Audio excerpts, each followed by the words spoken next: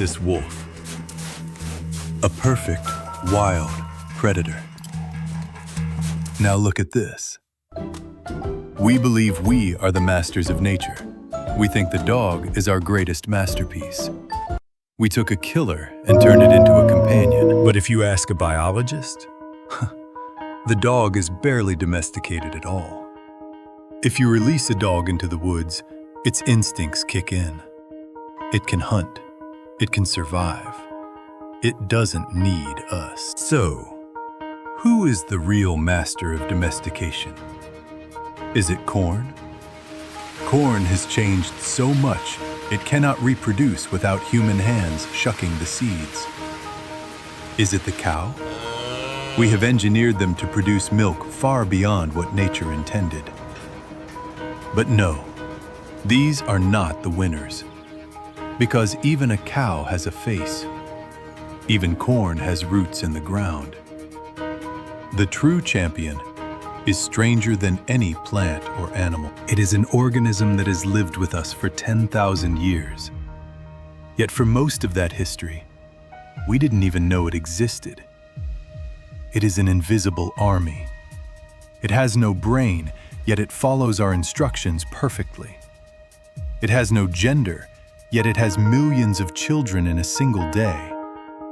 And unlike the dog or the cow, if humans disappeared tomorrow, this organism would vanish with us. It is the secret ingredient in the Last Supper. It is the reason civilizations settled down to build cities. It turns sugar into civilization. The most domesticated being on Earth is yeast. Specifically, the microorganism Saccharomyces cerevisiae. How do you domesticate an animal you cannot see? You use a magic stick. In ancient times, from the Vikings to the Amazonians, families believed their brewing paddle held a spirit. If you lost your paddle, your beer would fail. If you borrowed a neighbor's paddle, their magic would start working for you.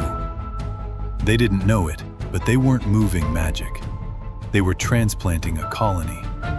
The rough wood was a luxury hotel for yeast. By using the same stick for decades, humans were essentially building a fence around the friendliest microbes. We were isolating the ones that tasted good and starving the ones that tasted bad.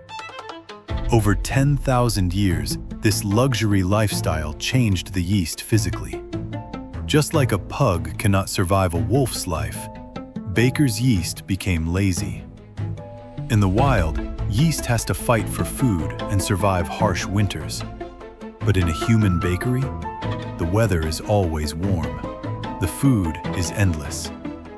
So, the yeast stopped fighting, and in return, this tiny creature built our world. Anthropologists now believe that early humans didn't settle down to farm grain for bread. They likely did it for beer. In ancient Egypt, the pyramid workers weren't paid in money. They were paid in bread and beer. Without this domesticated fungus, the pyramids, and perhaps civilization itself, would never have risen. Yeast was the invisible engine of our history. But there was one major problem with relying on an engine you cannot see. For nearly 10,000 years, this partnership was blind. Ancient bakers and brewers didn't know yeast was a living thing. They called it God is good, or simply magic.